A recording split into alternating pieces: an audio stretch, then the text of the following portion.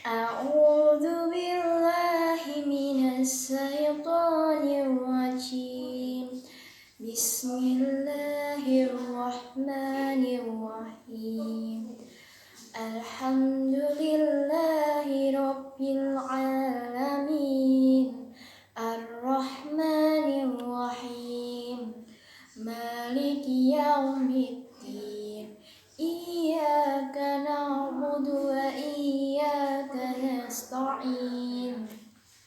Ihdinas siratal mustaqim. Siratal ladzina an'amta 'alaihim ghairil maghdubi 'alaihim waladdallin. Bismillahirrahmanirrahim. Qul a'udzu birabbin nas, malikin nas, ilahin nas, min syarril waswasil khannas, alladzi yuwaswisu fi sudurin nas, minal jinnati wan nas. Bismillahirrahmanirrahim. Qul ya ayyuhal kafirun, la a'budu ma ta'budun, wala antum abiduna ma a'bud, wala ana abidum ma abattum, wala antum abiduna ma a'bud, lakum dinukum waliyadin.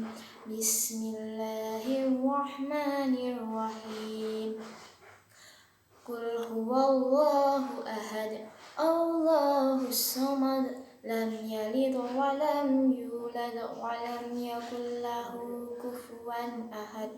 Assalamualaikum warahmatullahi wabarakatuh. Alhamdulillahirabbil alamin, wassalatu wassalam asrofil anbiya'i wal mursalin wa ala alihi washabihi ajmain. Pertama-tama, marilah kita panjatkan puji syukur kehadirat Allah Subhanahu wa Ta'ala yang mana telah memberikan rahmat dan hidayahnya kepada kita berupa kesehatan, keimanan, dan juga kesempatan kepada kita sehingga saya bisa menerangkan kultum pada bulan Ramadan ini dengan sehat walafiat.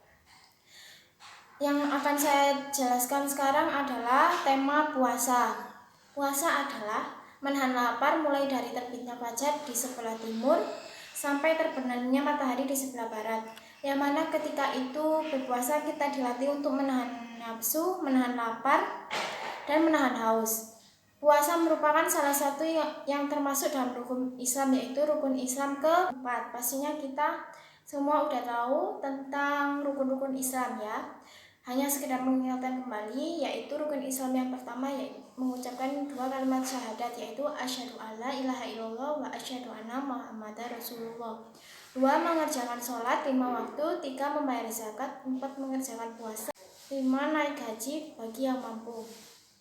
Rukun Islam merupakan kewajiban bagi seluruh umat Islam di penjuru dunia, yaitu kewajibannya berarti segala sesuatu yang harus atau yang mesti dikerjakan atau dilaksanakan. Maka dari itu sebagai umat muslim wajib berpuasa berdasarkan keterangan yang sangat jelas dari Al-Quran dan Sunnah. Bahkan Nabi Muhammad SAW menerangkan salah yang mulia dan agung dalam Islam. Karena semua orang muslim wajib berpuasa dan memperhatikan dan menjaganya dengan seksama agar sempurna bangunan di dalam dirinya. Apabila ada seseorang yang mengaku muslim namun meninggalkan puasa karena ia mengingkarinya, maka dia termasuk orang-orang yang kufur. Sedangkan bagi orang-orang yang tidak mengerjakan puasa karena malas atau lalai, tetap meyakini bahwa hukumnya wajib, maka ia telah melakukan dosa yang besar dan kebinasaan karena tidak melaksanakan salah satu rukun dan kewajiban yang penting. Adapun konsekuensi dan berdasarkan hukum fikihnya, yaitu dari para ulama-ulama memiliki pendapat yang berbeda-beda. Sebagai berpendapat bahwa bagi orang yang telah berbuka atau tidak berpuasa 1 hari saja dari bulan Ramadan, maka wajib mengkodok puasanya sebanyak 12 hari.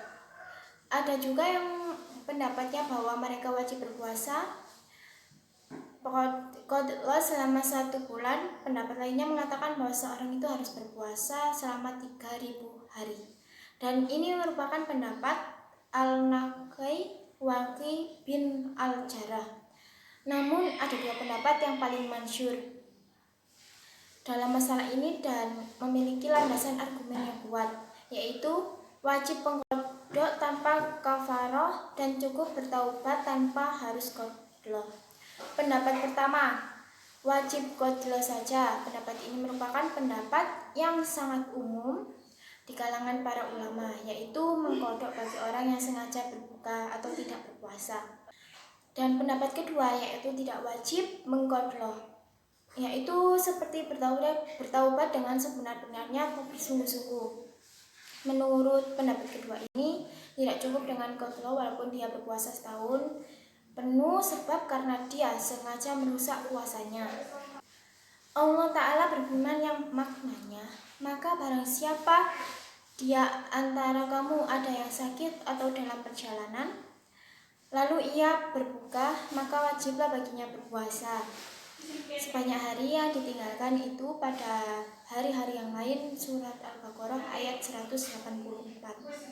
Maka barang siapa yang merusak puasa di bulan Ramadan tanpa ada uzur syar'i lalu mengganti puasa itu di hari-hari yang lain, berarti telah membuat aturan baru dalam agama Allah yang tidak diizinkan olehnya.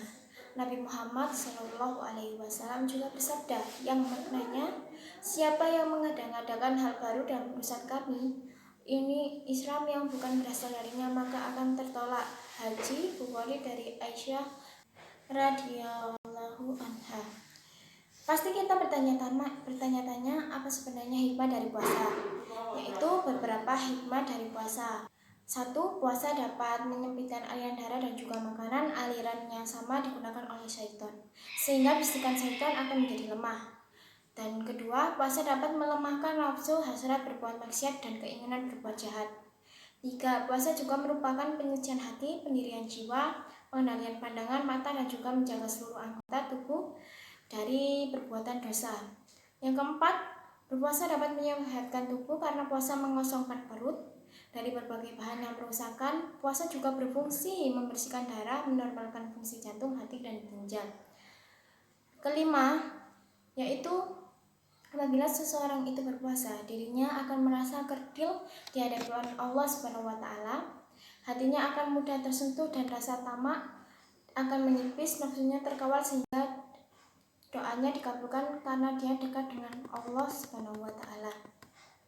Mungkin di antara kita masih ada yang bingung sebenarnya apa-apa saja yang dapat membatalkan ataupun yang dapat merugikan pahala puasa.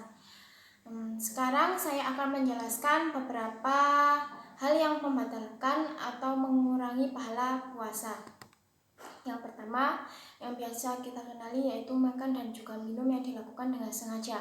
Merokok, melakukan hubungan badan antara suami dan juga istri di siang hari, keluar darah haid atau nifas bagi seorang perempuan, menghirup obat atau melegakan pernafasan, menelan sisa-sisa makanan yang masih ada yang menempel-nempel di antara gigi-gigi meskipun hanya sedikit, transfusi darah bagi orang yang berpuasa, menggibah atau biasa yang kita temui di masyarakat yaitu membicarakan aib kejelekan orang lain, terus mengadu domba, mendoakan hal-hal yang jelek terhadap orang lain yang juga mencaci maki, melakukan maksiat, berbohong, timbul syahwat.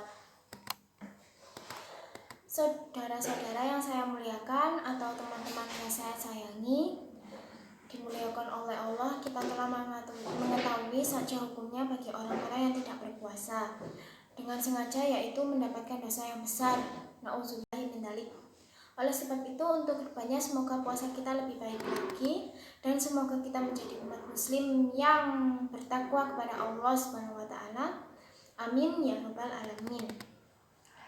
Sekian ceramah dari saya. Apabila ada kesalahan penyampaian ataupun kata-kata yang kurang berkenan, saya mohon maaf karena kesempurnaan itu hanya milik Allah SWT. Akhirul kalam, wassalamualaikum warahmatullahi wabarakatuh.